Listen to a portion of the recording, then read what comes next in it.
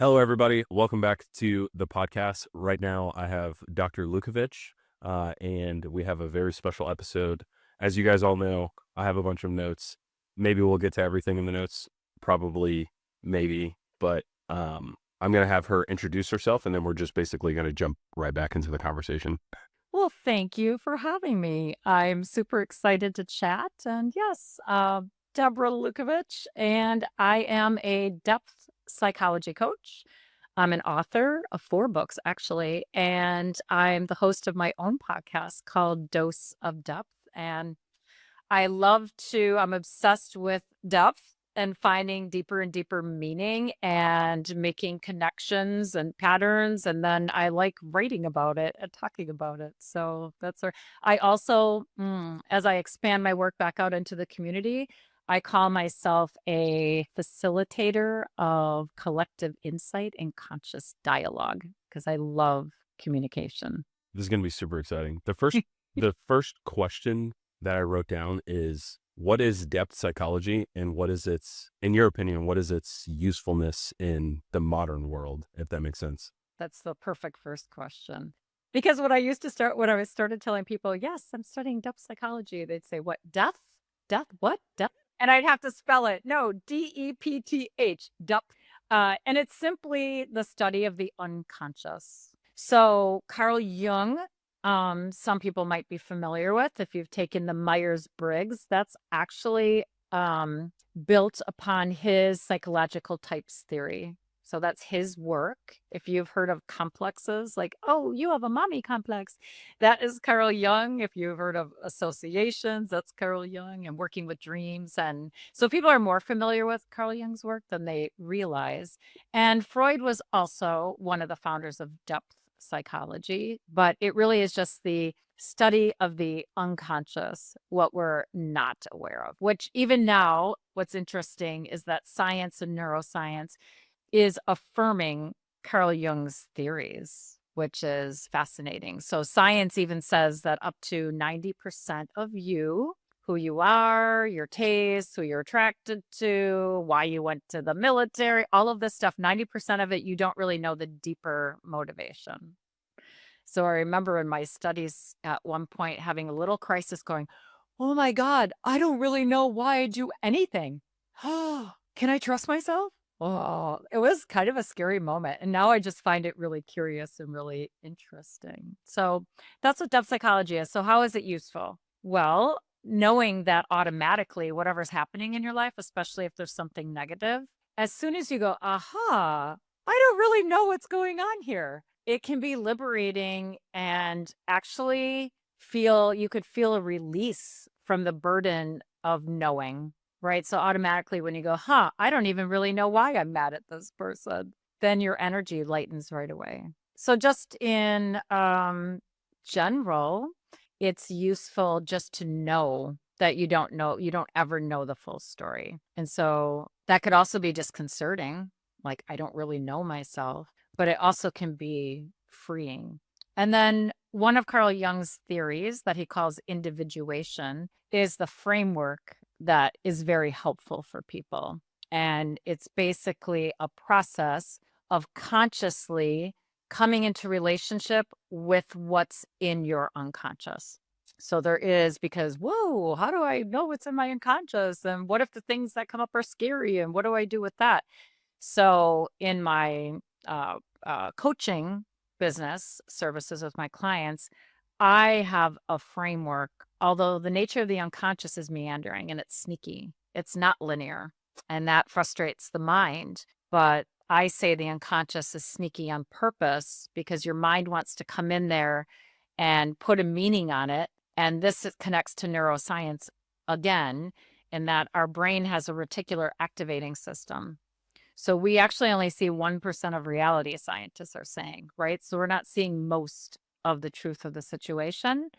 And so you're like, whoa, what determines what I see? And it's the stuff in your unconscious, because we have conscious beliefs, but most of the beliefs, most of the thoughts, most of the emotions are below awareness. So then the brain is like, oh, how do I make that true? And it will look for evidence of. And most of our unconscious beliefs are also limiting. So right there, that it's useful to have an understanding of how to work with your unconscious because actually it'll liberate you in your life. Can you explain the difference between subconscious and unconscious? I knew you'd Because say that. prior to this conversation, I was like, oh, subconscious. Like everything that I was reading, I was like, oh, this meant to say subconscious because at least Yeah. for me and the people that I used to work with, unconscious is not a good thing. Like if you were unconscious, Oh, you were yeah. well, it's a great metaphor though, right? So, well, okay, so technically I wouldn't know how to define subconscious except that it seems to imply it's a personal matter, right? Where the unconscious is simply everything unknown. And part of Carl Jung's theory is that we have a personal unconscious, but it's not separate. It exists within various collective unconsciouses. So there is an unconscious family dynamic, collective unconscious. There is a city's conscious, what you're aware of. Like city of Milwaukee is known for the world's largest music festival, Summerfest, and we're known for this and we're known for that. That's what we're aware of. But most of what the city's personality is, it's at the unconscious level, and we are not separate from that, right? So the unconscious is simply the unknown. So in a personal unconscious, there are things that we don't want to remember. So there are things that happen to us, bad memories that we sort of lock away, or there's trauma. But also in our unconscious is all of our potential. And our wounds and our potential are intertwined, actually. They make up what's our dharma, our life purpose. And then there is the collective unconscious. And Carl Jung had another concept he called archetypes. So what's interesting about this, and this is, goes beyond subconscious, is that, you can have a dream where in your dream you're speaking a foreign language. And you're like, I don't know that language. How can that be possible?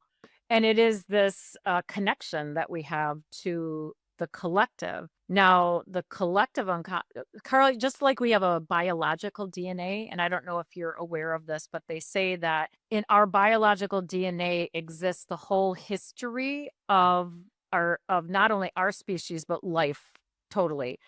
Like all of that history is in our biological DNA. They also say we have stardust from the original Big Bang is part of our DNA.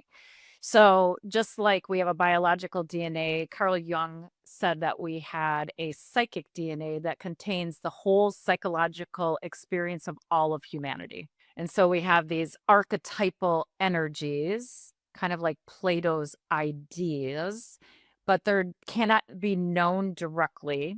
We just know them as they manifest. So one example would be the archetype of the feminine and masculine. And we don't know exactly what that is, except how it evolves, right? So in the 80s, this was a time where a lot unleashed from the collective unconscious when it came to ideas about the feminine and the feminine in women, the feminine in men, because it's not a gender thing, right? It's sort of a style of consciousness, and men and women have both a feminine and a masculine. So that archetype. Now, some of us, like me, certain women, maybe men, can connect really deeply and unexpectedly to the collective trauma of centuries of women being murdered for being women, for example. So some of us are more attuned to oppression and seeing and recognizing oppression than others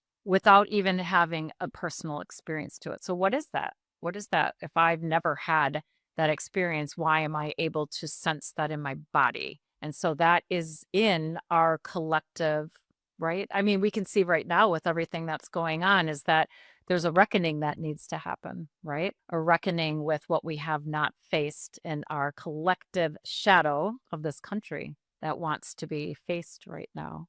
It won't go away. It'll just get agitated. So that's a long answer to your question, but that's how I would answer like what is how some people look at the subconscious versus the idea of the unconscious in depth psychology. Absolutely. No, no, I really appreciate that. I wrote a few notes. The more recent thing to your example of like being a man, having this connection with the societal plight of like women, and again, that the example that you used, trying to get back to that without destroying it on accident. How does that, so when you describe that, I immediately think of empathy. Is that something different than empathy? Oh, like oh, I don't, that's, I don't know. It might be a little bit different, but what is empathy? And some people have this sense of, well, this insight just came to me this week. Hmm. Um, and it came to me through these little examples that I realize that sometimes when there is someone who seems to be agitated and something happens in me that in the past, because I've done all this work, I'd be, aha, my mother complex is being triggered, right? But eventually it doesn't have as much power over you, right? And so then in my mind, I'm like, yeah, but I don't think that's what it is. And so now I'm to the point where I'm actually feeling an emotion that this person is experiencing, and they aren't able to either express it or they're not aware of it. So it's not my emotion. And that was kind of mind blowing to me because I always assumed, well, if I'm feeling an emotion, that means something in me it's grabbing onto something in my unconscious. But I'm like, no, I don't think so. And an example is when my sister's marriage was sort of falling apart, and I think she was in the process of getting divorced, and he really undermined her. So we would get together and she would tell me these things he said and did, and I was like, oh my, I was so angry and I was so upset. And eventually I'm like, why am I so angry? And I realized that she was using me because she avoids conflict. So she was using me to express anger that she could not express herself. So what is that? I don't know. Is that like empathy is the idea that you can imagine someone's experience even if you haven't had it. So I think what I was experiencing was something more than empathy, actually. Absolutely. So, and why am I having this insight? Well, because I'm getting ready to expand my work back out in the community. And so I can very easily hold space for a client, whatever, man, whatever comes up, I go all the places nobody else wants to go. And now it's going to be more intense because it's going to, between you and I, here's another way to educate people about depth psychology and the unconscious. Between you and I, there are 4 conversations happening right now. So your conscious is absorbing certain things I'm saying from my conscious, right? But your unconscious is absorbing a lot more that you're not aware of. Hmm. And maybe later on you'll go, ooh, yeah, right. Oh. And then my unconscious is absorbing lots about you. But where most of the communication is happening is between our unconscious. It's like a playground. So that's just you and me. Now, as I go out and try to play my role in the chaos out there, then I have to be more and more aware of of my energy and other people's energy interacting with it, and them unintentionally like co-opting me, right? Co-opting my energy. So so this is the mystery of a depth psychology framework for understanding your life. Absolutely. And I think that these conversations are always so interesting because it's very, I hate to use this term, but it's like very meta, to the extent that, like, again, to your point, like there's 4 conversations going on. And so oftentimes, at least as a reflection of myself, oftentimes when I do these podcasts, my questions are like, so, at least in my head, I'm like, I know exactly where I want to go with this question, but there's so much context I feel like is needed from the way that the person just previously responded. So as you can see, the people that watch the show regularly, at least like my quote unquote audience, they know my background generally speaking. But for you, now that we've just met, I worked at the Air Force Weapons School, which is the equivalent of Top Gun, um, the Navy's Top Gun. Mhm. Movie's awesome. I love the movie, as you can see. But at that school, when you're teaching there, you have to, one thing that's kind of like not really publicized, I guess, is the emotional toll on the instructors to Mm. get the students to the standard that we expect out of them, mostly because you have to have such a deep psychological understanding of the student to like in real time navigate why they're not picking up on a concept. And like you pick up on a lot of social cues of like Mhm. the raising of the eyebrow or like them crossing their arms, like all that kind of stuff. And you're like, okay, why did you do that? Which leads to a lot of like very confrontational, not intentionally, but it leads to a lot of like very confrontational things. Now, for me, listening to you speak on these concepts, it makes a ton of sense because I've lived in an environment where I have to be like, what is this person thinking before they even recognize that they're thinking that? And I can understand its practicality, but in your coaching, for a perfect example, like how do you express its practicality? Oh, Like, okay, does that make this sense? is yes, because coaching with me is not like coaching with anyone else because we are intentionally inviting the unconscious to the table. So, many times the way I start my sessions is through first centering and grounding through breath and through connection with the body. And then we see what the body has to say. So our body is actually a manifestation of the unconscious. Your body offers clues all the time. I get itchy. Oh my God, what is this? So when I need to write, my forearm starts itching. I don't know. Well, it goes away when I start writing. So we'll start there. And typically somebody's got an ache or a pain or something or an itching or a tingling. And this is where we start to allow the unconscious to speak. And then an image might come up and we will watch the image and watch it shapeshift. And my client will describe what color, what is the temperature, what is the weight, what does it feel like? And then we'll move the image out of the body and have a dialogue with it and watch it and we'll see what emotions are coming up and then often we'll set it aside if it doesn't flow naturally into, oh yeah, that makes sense. I knew I wanted to talk about this. That often will happen. But that will provide us the context. So it's our unconscious. So your mind will say, I want to talk about this. But remember, the mind is defensive in nature. All it wants to do is prove what is mostly limiting. So you have to work, you have to be sneaky about it. So we start that way. Or dreams is the probably the most popular way. And number one way my clients relate to their unconscious is, I mean, some of my clients have, man, I'm so jealous of their dream world. It's amazing. And the insights that come from the dreams are way faster than using your intellect to figure it out. Absolutely. Yeah. So then we go to the more specific, but we allow and then often, I don't know, then it's like, okay, yes, this is what I wanted to talk about. This is the situation at work, or I just had an argument with my partner or whatever it is.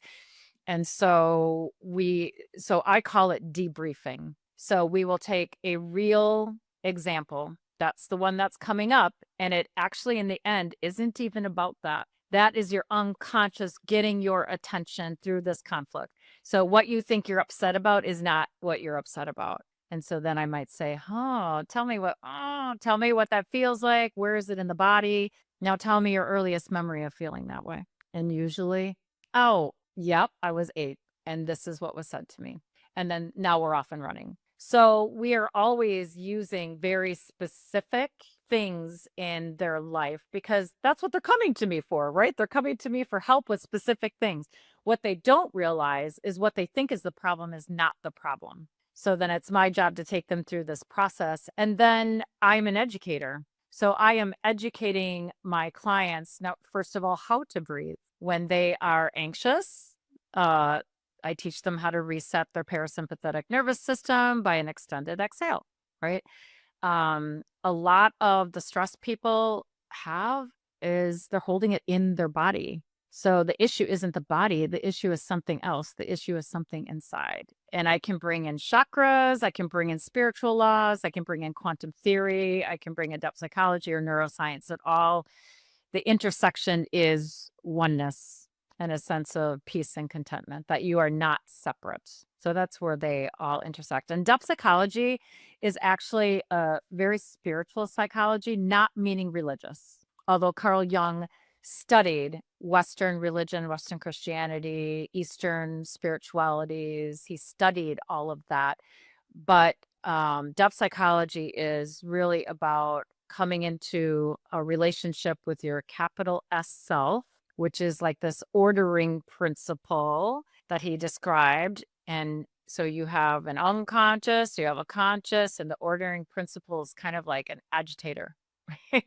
And it's prompting things. And then you are unfolding, basically. And then I like the notion, Jung didn't say this, but it was another woman, Jungian analyst, that suggested that the bridge, the self, is the bridge to what transcends us. So whether that's God for some people, or the void in quantum theory, or even nature, or even just my family, that your bridge to your relationship with that, and of course, none of it's outside of you, right? So we're enveloped in it, but that's your bridge. So the stronger your relationship with yourself, the stronger your relationship can be with other people. And most people kind of just walk around.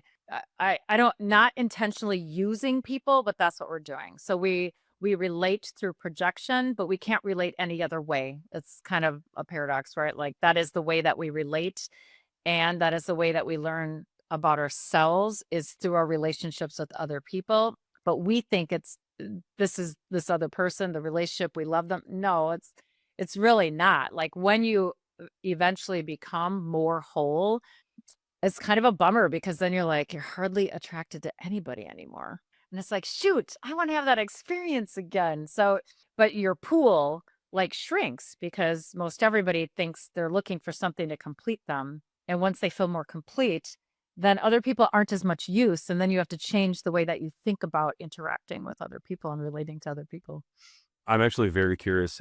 I think you did a phenomenal job, like breaking that all down. At least it makes sense to me, and Hmm. hopefully, the people listening, it makes sense to them, because I would not be able to break this down. But um, exactly what you're describing of the relationship with others, there's two things that come from that I'm thinking on. It appears that the science within psychology, and I would even go as far as to say the art of psychology as well, like the evidence is there that the more that you can understand the deep inner workings of your mind, while it is complex, but like the research tries to make it simpler, the more you can understand that, it sounds like objectively the better your life becomes. Hmm. But that is still a practice that many people struggle with. I've had my own, deep dive into psychology for my own like personal benefit of like where I came from, not the best, like where I am now, like all that kind of stuff. And so Hmm. self work has always been deeply rooted in my life.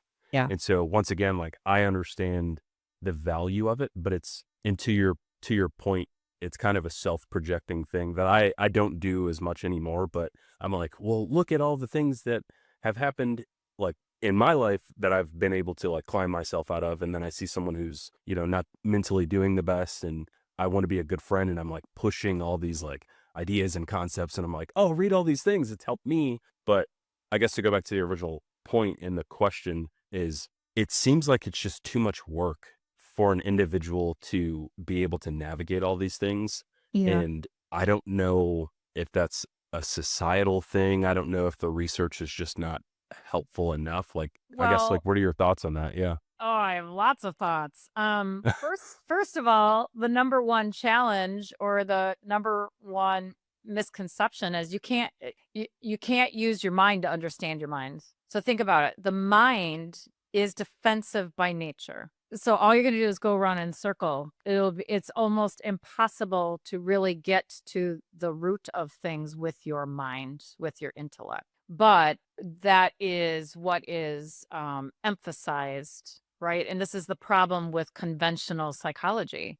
So my interview with my that I conducted yesterday, it was with one of my clients who is a psychologist at Mayo Clinic, and she's in the area that they do bariatric surgeries for obese people, and so she's the psychologist that works with people before and a little bit after. So we had a whole conversation about the body. But she, so when I, believe it or not, when she started coming to me to talk about her relationship with her son. And then I was like, we started talking about whatever. And I said, well, Marion Woodman. She's like, who's that? I'm like, she's a Jungian analyst that wrote about the body. And she's like, oh my gosh, I think I read a chapter on Jung and Freud. So part of it is and another depth psychologist, James Hillman. He's an archetypal psychologist, or he's a founder of archetypal psychology. He is very critical of the therapeutic field because it has a hero complex and it's one-sidedly masculine. And of course, it is part of a system that really isn't about healing. Sorry, one second. Can you explain the masculine and feminine piece? Because earlier when you described like the logical and all that kind of stuff, I was like, I've never heard it described that way, and I think it provides perfect Okay. context to like what you're explaining right now. Yeah. So the archetypal masculine is reason oriented, facts and figures, linear, accounting. The masculine is accounting. It's the masculine consciousness is needed to make progress and work towards something goal oriented. The feminine is the place of creativity of the and womb actually is a good metaphor, right? So we have a creativity which is messy, it's meandering, it's pattern making, it's strategic and patient and all of that. I mean, aesthetics is a very surface level understanding of what the feminine is, but it is beauty, relationship. So they're neutral. And there are times, and the idea is not to really be balanced as much as fluid. So here's an example. I was doing all the research for my my PhD, which explored women's experience of reconciling sexuality and spirituality through one of Jung's theories. And I am in deep in reading and research. I was like, I couldn't get enough. And that saying that the more you know, the more you realize you don't know. I mean, getting a Yeah. PhD is Yep. extremely humbling. It should be. If somebody's not humbled by it, I don't know. They really need some work. It's a very humbling experience. And so I'm just deep in it. And out of the blue, I get this email from my committee chair that says, oh, how are you doing? And suddenly I was like, oh my God, I got to get out of the feminine. I need some masculine. I need to start like making conclusions. So that is an example, right? Like the feminine is just like, oh, let me be like, I don't want to finish this poem. And the masculine is, no, no, no, no, no. It's time to share this. We need to bring a little structure. Is it going to be a haiku? Is it going to be a tantra? Whatever. That is the masculine. So most people don't have that understanding. And so there has been such a, and this, I mean, we could go back to the current theories on patriarchy, for example. So patriarchy simply means an elevating of the masculine and a demotion of the feminine. So they're not equal anymore. And over time, if that doesn't get corrected, this gets out of whack. And then we have a one-sided masculine.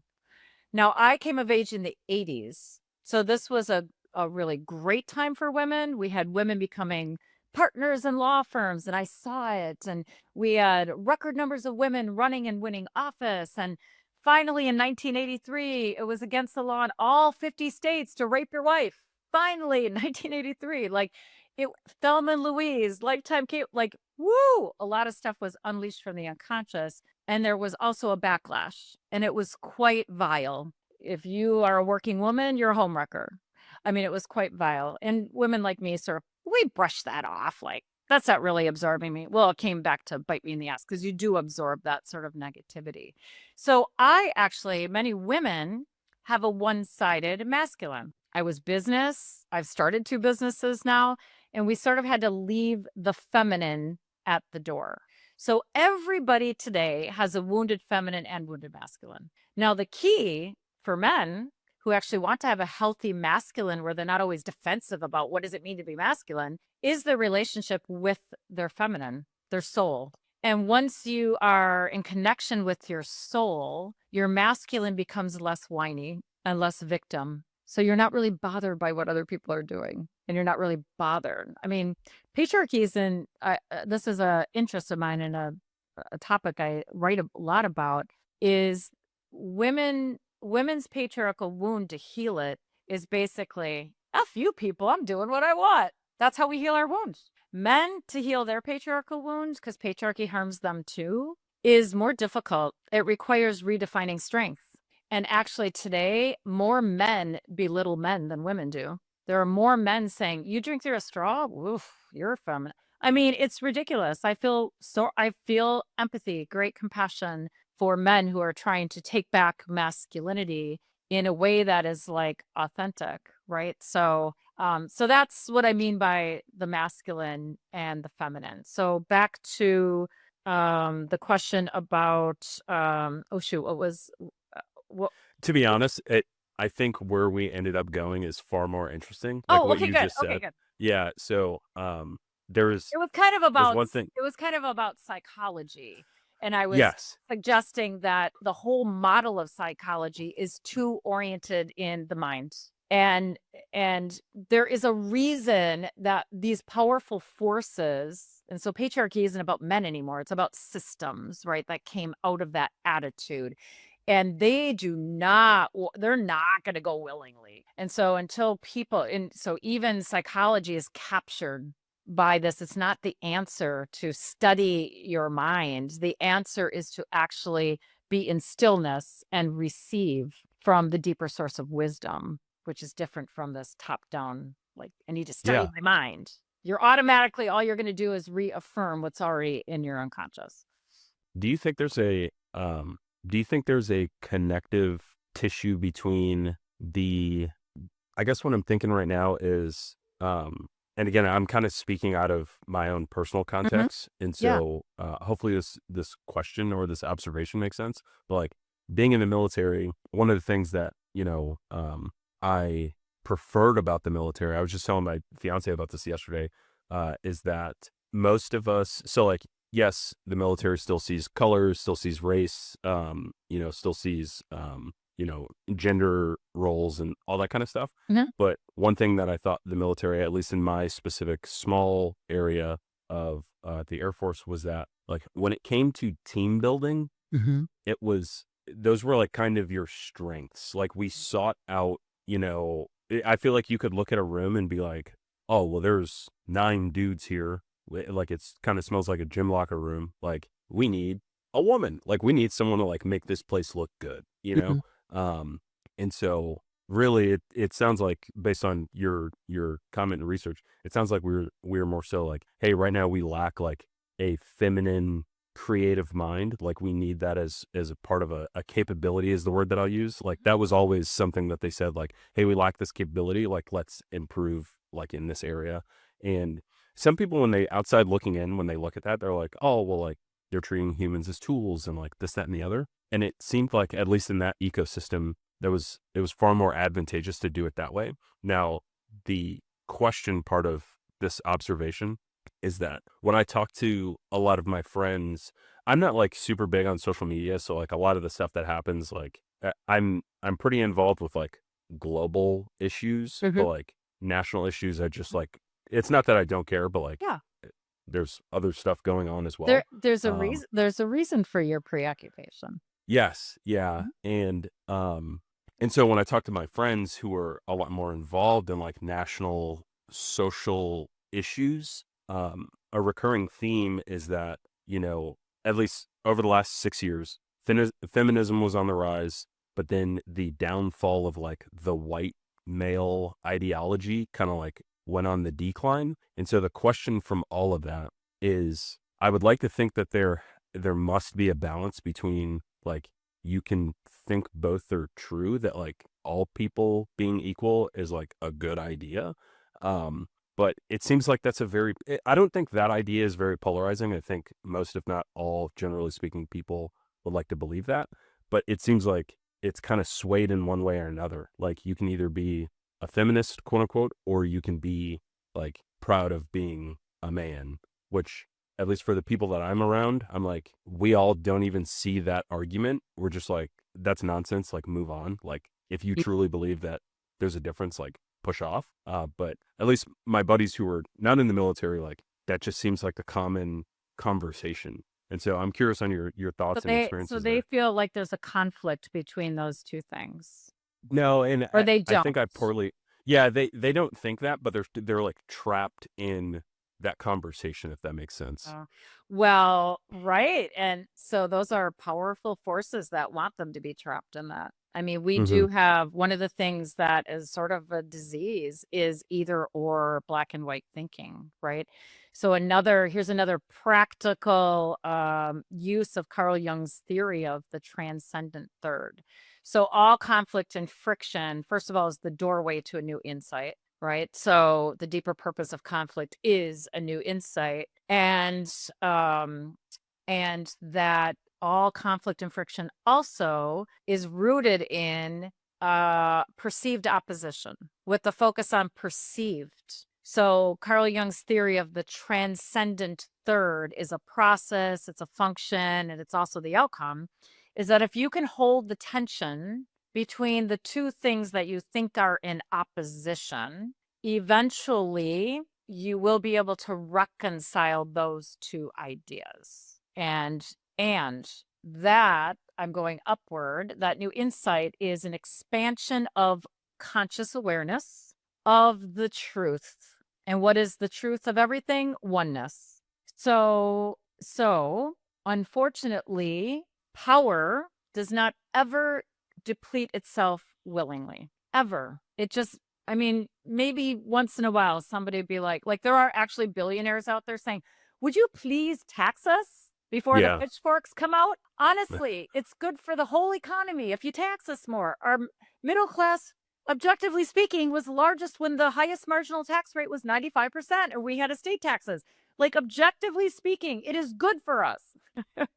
Right? So, oh, why did I just go? Oh, why did I just go there? No, I totally now want to talk about something else. But okay, oh, back to the transcendent third.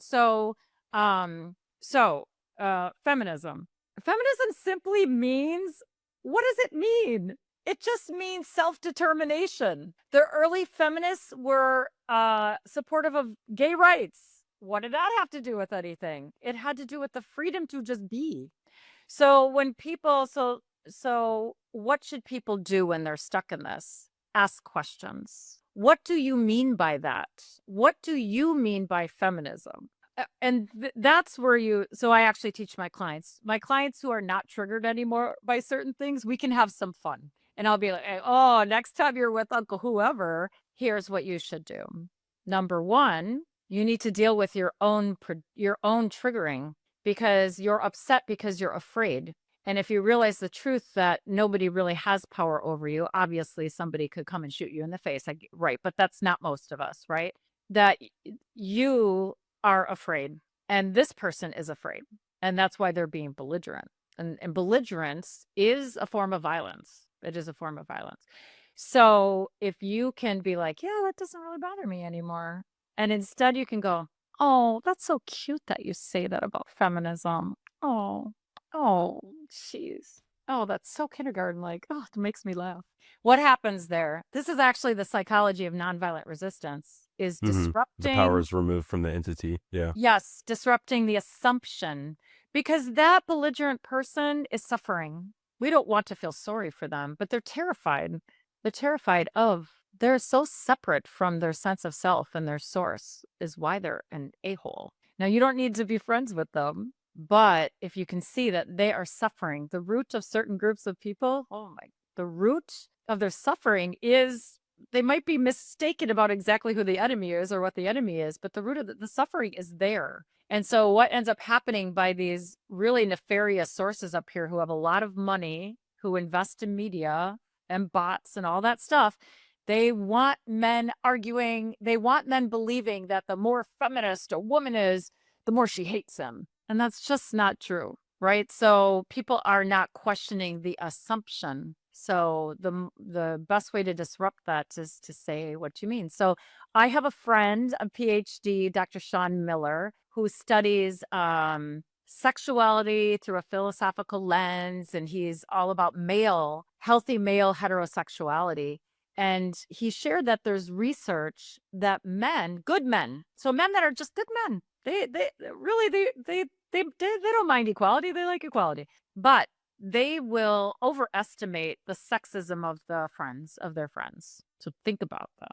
They will assume that their friends, their male friends and family members, are more sexist than they are, so they'll pull back on their advocacy for equality.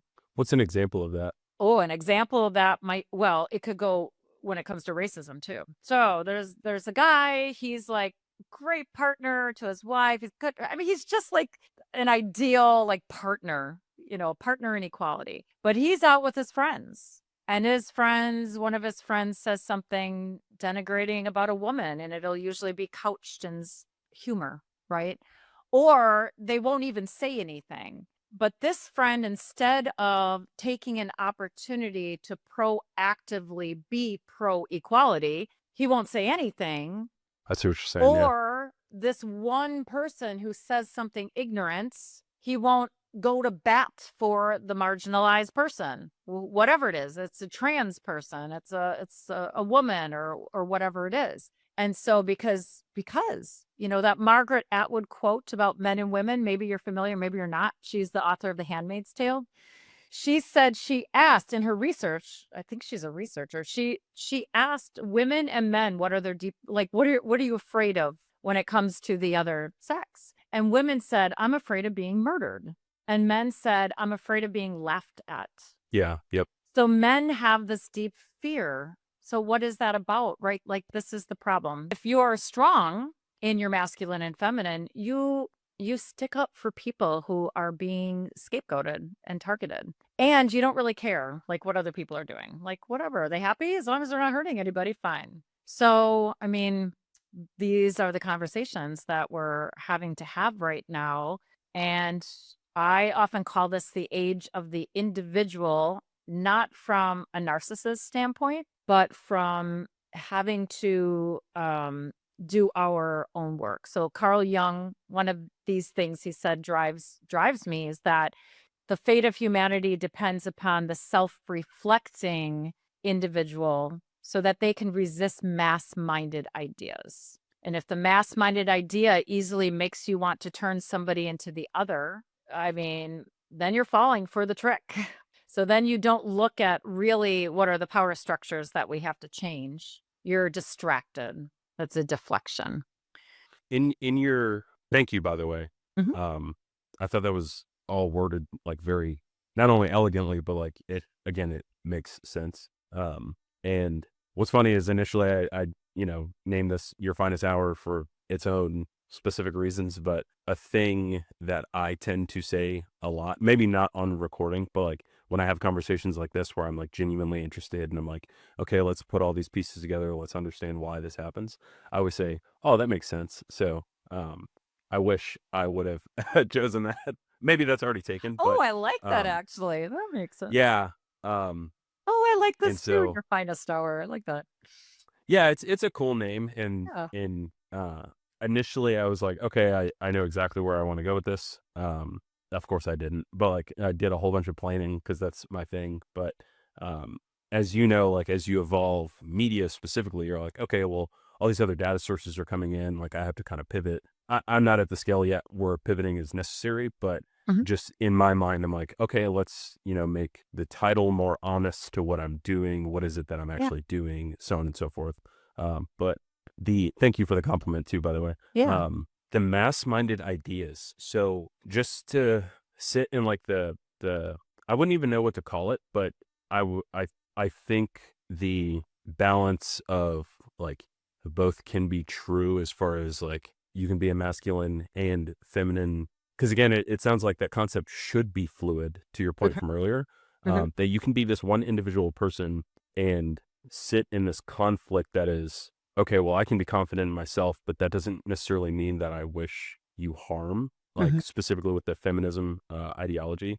But as you were discussing this, I started to think like, prior to our recording, I told you that like I'm brand new to a lot of these concepts as far as like marketing and business and Mhm. like all that kind of stuff. And it seems like outside looking in, marketing unintentionally because of the attention market of wanting to be contrarian, it seems like most marketing campaigns are inherently, I don't want to call them evil, but like they are inherently negative. Sinister, man. Yes. Oh, absolutely. I mean, do you know that how they got women to start smoking was Sigmund Freud's nephew was hired as an advertiser. Talk about sinister. Now, back then, they didn't know smoking was bad for you. I don't know, whatever. But anyway, the way that they got women, because they probably at first excluded women. No, you can't smoke. But then the companies are like, yeah, but we can make money off of them. We want them to smoke too, right? And so Sigmund Freud's nephew said, oh, we'll just position cigarettes as freedom. Women have the freedom. You have the right Oh, to yeah. talk about, oh my God. And, you might not know this, That's but interesting, yeah. at a certain point, women weren't allowed to ride bicycles. That was too much freedom for them. They could get away from you, right? I mean, think about this. So we don't want you riding a That's such a bike. ridiculous concept. We don't want you riding a bike, but we want you to smoke because we make money off of that. Yeah, yep. So yeah, so That's exactly what that is. advertising is it's all swirling the drain right now. Like I look at it and I'm like, whoa, this business model. Oh my God, a lot of people are stuck in a sort of desperation mode. I got to get mine, and this is how you get it. And I refuse to play along with that. But like the one campaign that's really annoying right now, and I know they're using AI, I can tell it's AI generated, and it has to do with selling an app that I think it probably helps you be a better communicator, but the way that the marketing is makes me want to vomit. And you probably maybe seen this come up in your feed, although you said you're not on social media, but it'll be this woman who says, do not ever, and I mean ever, say, how was your weekend? And I was just like, oh my God, why are you yelling at me? I'll never say it Seriously? again, I'm sorry. I'm so bad because I'm so boring and I say, hey, how was your weekend? I mean, that's an example of what you're talking about. So capitalism, and we're in late stage capitalism right now. Mhm. Capitalism is fueled by unworthiness.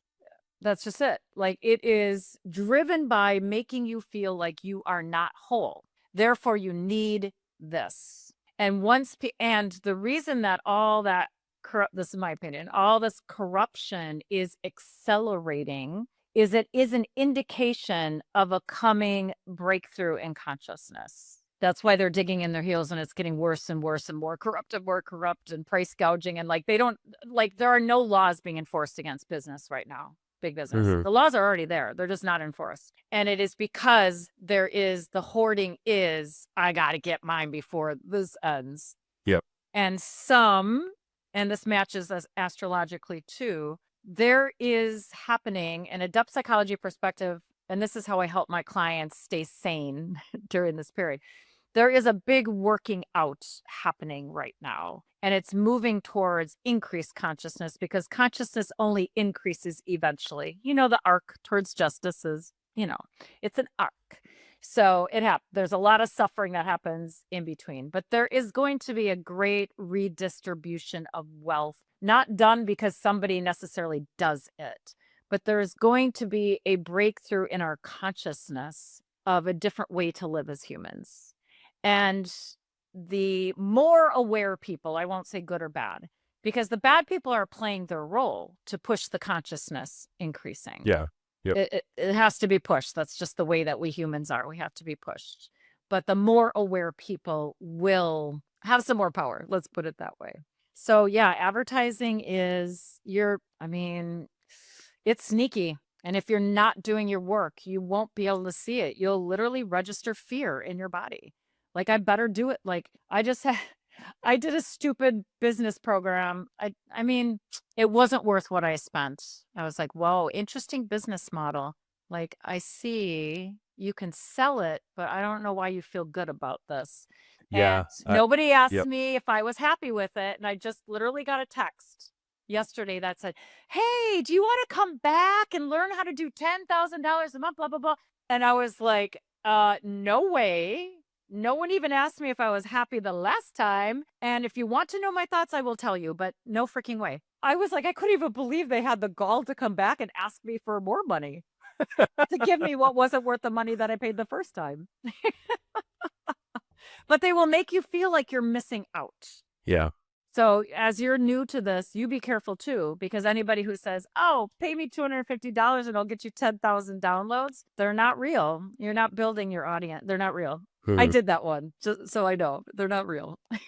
Yeah, and I'm starting to think that one's an interesting concept because I actually haven't seen that yet. Um, I'm sure it'll come up. That was 4 years ago. So what happens with these business models is eventually people get smart to them, right? Yes. They get Yep. wise. So I think late stage capitalism is like, how can I just like make a lot of money right now, knowing that this probably won't last that. I mean, maybe they're not conscious of it, but that's what's happening is, and then there's a new business model. But there's no Absolutely. authenticity happening, or very, there is, but it's a different group of people that are playing a different game.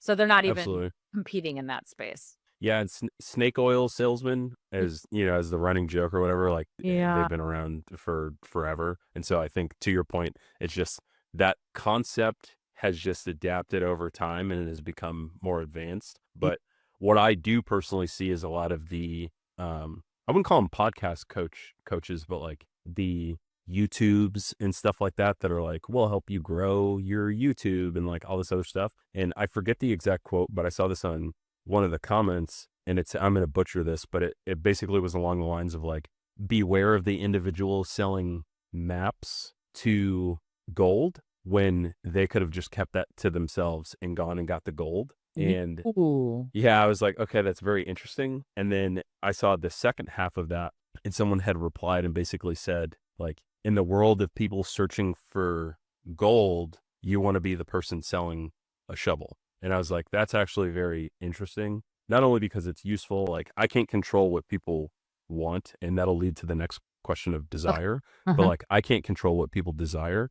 And if I want to leave some kind of positive mark on the world, I can at least help them go get the thing that they want most, as long as that thing is productive or advantageous for them, Yeah. in the grand total of things. But I like yeah, I think to wrap up the conversation that we were just having of like a reflection of like friends and all that other stuff. I think one thing that I took away from this is that in the world of attention, in the modern age of like getting people to rally behind a cause, it sometimes feels as if the cause itself, while it may be good, has to leverage bad tools. And one of those bad tools is getting contrarian thoughts to people to make them feel unworthy, like kind of, I don't know if unworthy was the word that you used, but incomplete, essentially.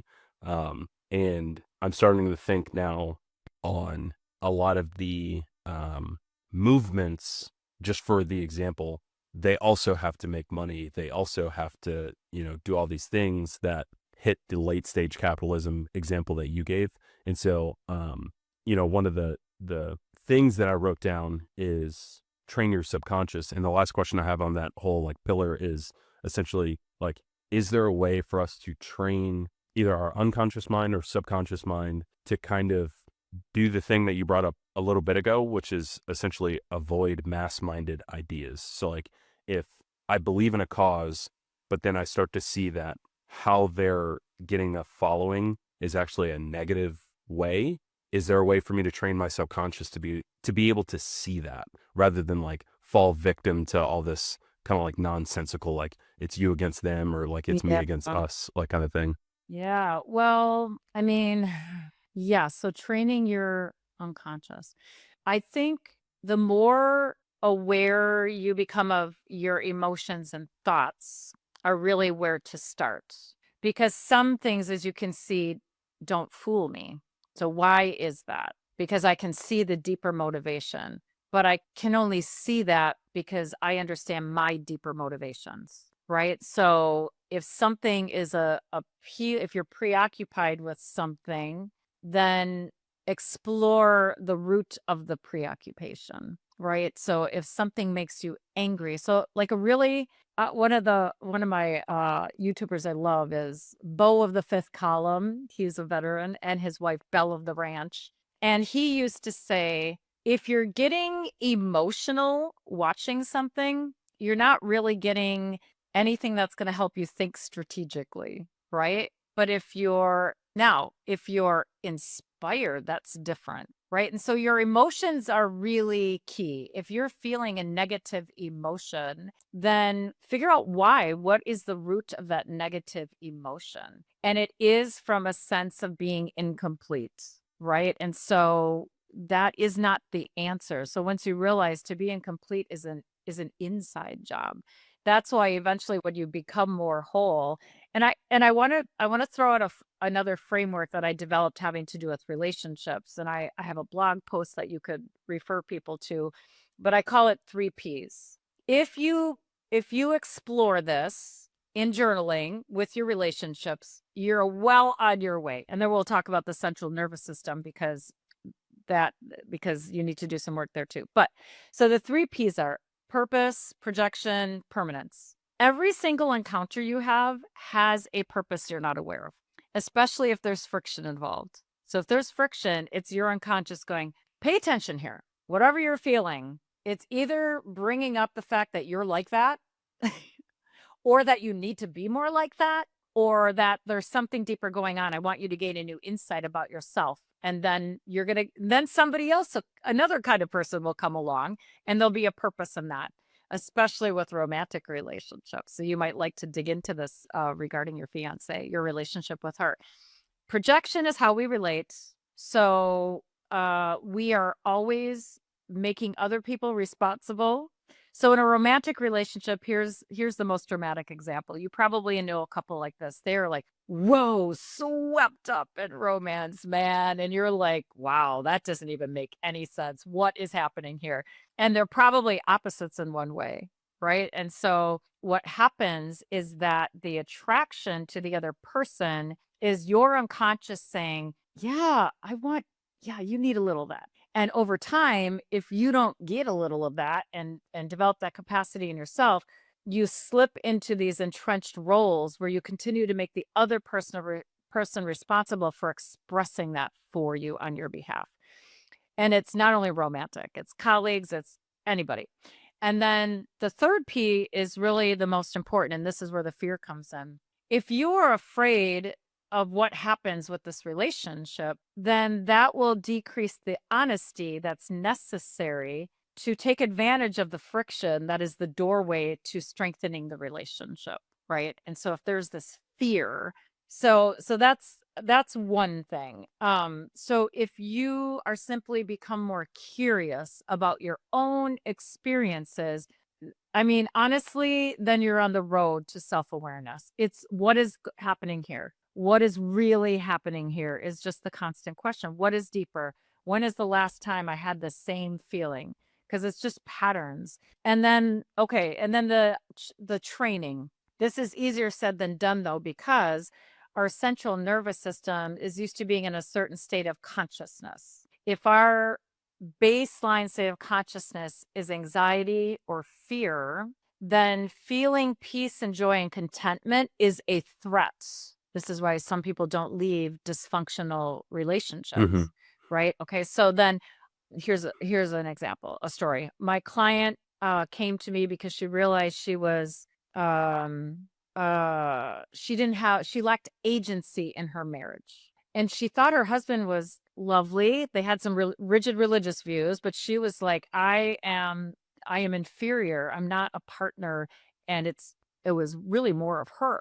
And I said, well, your hubby's not going to give away his power. I've got to take away your power. She had such a strong mother complex that if she went out to eat with her mother would say, what are you getting? As she looked at the menu, she's like, well, I think I'm going to get this.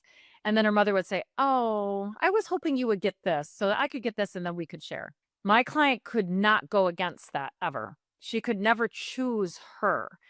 So it was very severe. So I said, okay, when do you feel comfortable choosing yourself? Because obviously speaking back to your mother is not going to happen right now. And Yeah. Yeah. because I can teach you how to do that, but I Yep. know you're not going to do it. So she says, when I ride my bike, I said, okay, when you ride your bike, you feel safe choosing you. She said, yes. I said, okay. And she goes, oh, and I have 3 bikes and they have names. And I said, oh my God, the unconscious, what is your bike's name? Freedom. Oh, what's your other bike's name? Liberty. Hmm. Oh my gosh. Symbol, right? So this is the key to her liberation. And so I said, okay, can you do this? Do you think you can spend a little bit more time every day riding your bike so that your central nervous system gets used to choosing you and feeling safe. I mean, it sounds crazy, but this is what's happening, choosing you. And she said, yes, I could do that. And she wrote me a beautiful testimonial later on. But so it's not just like psychology, the body holds everything. There's research about this. So even if you forgot the bad things that happened to you or when you compromised here or whatever, it's all remembered in the body, which is why the body is also a clue and a doorway during my sessions to get to the root. So the short answer is be curious and keep saying there's something deeper, something deeper, something deeper, and then just follow it. And you might go, oh my God, I never saw that before. And as soon as you see it, then it loses its power and you won't automatically respond, or it won't be as dramatic as it'll never be as dramatic as it was before. Yeah, and it call back to an earlier thing that we were talking about. It is funny that you say it sounds crazy. It does sound crazy, but it's again like the research is unanimous. Like the coming from the background that I have and like working with the students that we worked with for the amount of time, like the course 5.5 months, most days were 14 or so hours. And that was just for the instructors, like students work longer than that. And you use every psychological tactic to like Yeah. connect, to just get them to be able to break free from whatever barriers that you're discussing. And it's interesting that you use the bicycle one and like the naming and stuff like that, because when you read it on a sheet of paper prior to going to the school, like if I were to read that, I'd be like, this is insane, but I'm willing to try it, like kind of thing. At that school, like you have an option, obviously, but like you're just like, what can I do? What tools do I have available to me? And then you're like, I'm going to go into some of the craziest like research, like anything that can help us achieve this objective. And then you start to realize that like a lot of that stuff does work. And I'm glad that it exists in the world. So I will say this, we're cutting close to time. I have one last question for you, but I do want to say thank you again. I know I've said it like 3 times, but thank you again. I absolutely have to have you back on the show Oh, because yay. there's just so many, there's so many more things that Yeah. I would like to talk about. But hopefully this is not a can of worms in this question. Okay, I'll try not to But make it one.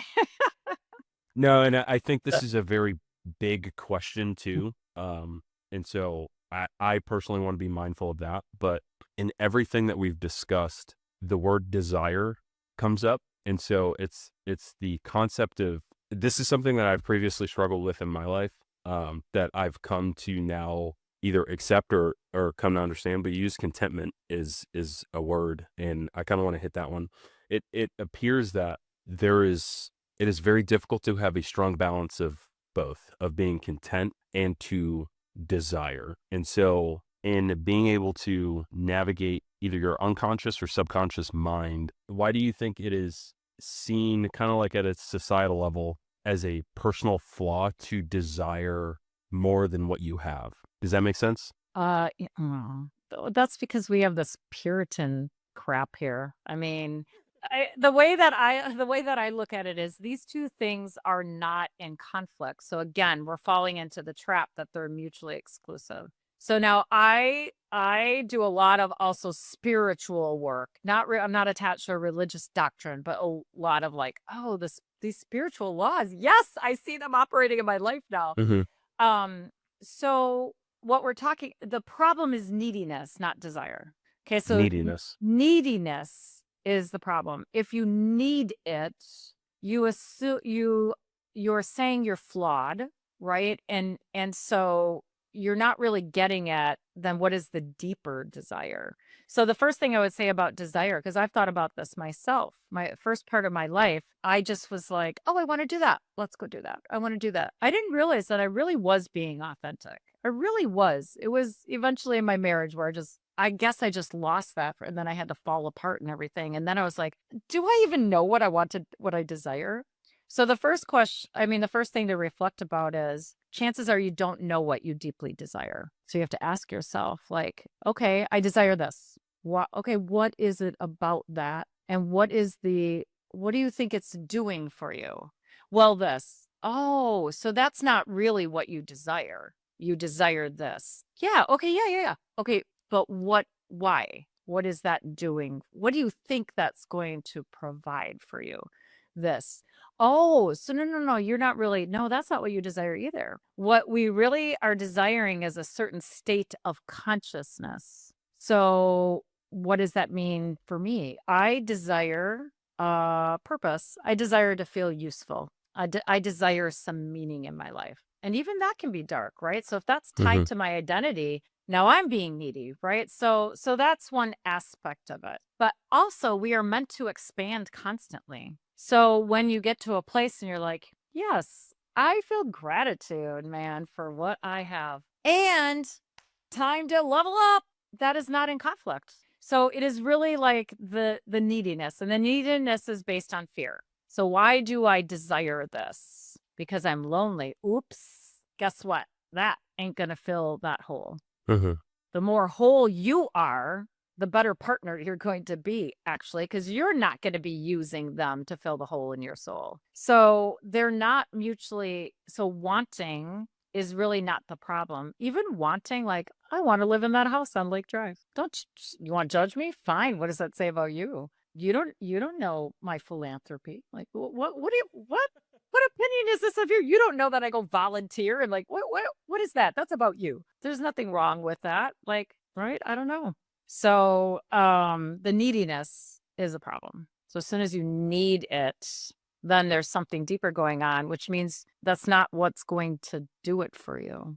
So we didn't really talk about like romantic desire or attraction or that kind of desire. And it's really kind of the same thing, but it's a more positive, like when you feel a desire, an attraction, it's never what you think it is because we're not really understanding those instincts. So Absolutely. anyway, sorry, that was a long answer to your question. No, that was phenomenal. And again, thank you so much for everything you do. Thank you for everything you discuss and truly taking like these complex psychological concepts and breaking them down. That is work that, among other work that I think is like very noble. Like I think being able to understand one's mind to use it to not only better yourself but better society, understand like and improve life, I think is just awesome work. So, Yeah. Dr. And Lukovich, thank you. you're welcome. Where can people find you? Is the next question. Everything about me is on deborahlukovich.com. So Deborah, DeborahLukovich. And right up on the top are like all my various social platforms. So my YouTube channel, my podcast, my Blue Sky, whatever.